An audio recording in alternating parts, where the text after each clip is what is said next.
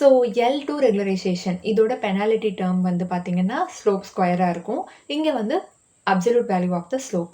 இங்க அதே மாதிரி கிரேடியன்ட் டிசென்ட் பண்ணும்போது டெரிவேட்டிவ் ஃபார்முலா இப்படி இருக்கும்.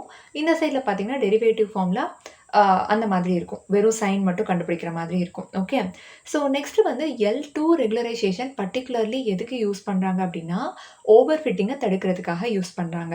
ஸோ அதனால என்ன நடக்கும் அப்படின்னு பார்த்தீங்கன்னா, எல்லா வெயிட்டையுமே வந்து குறைக்க தான் ட்ரை பண்ணும். நம்மளோட அ L2 ரெகுலரைசேஷன்.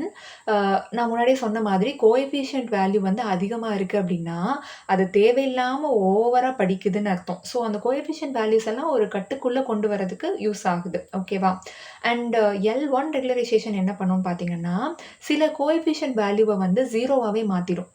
ஸோ இங்க வந்து பார்த்தீங்கன்னா, அந்த கோஎஃபிஷியன்ட் வேல்யூ 0 ஆகுறதுனால, ஃபீச்சர் செலக்ஷன் அந்த மாதிரி வேலைகளுக்கு L1 ரெகுலரைசேஷன் யூஸ் ஆகுது.